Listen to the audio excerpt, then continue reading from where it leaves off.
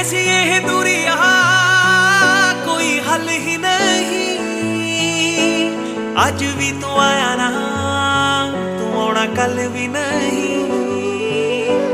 चिट्ठियां भी पाइया मैं, तू तां पढ़िया ही नहीं।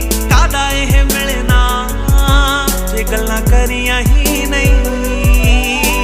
सोच सोच दिन मुक जांदे वे तेरे लारे नहीं मुकदे।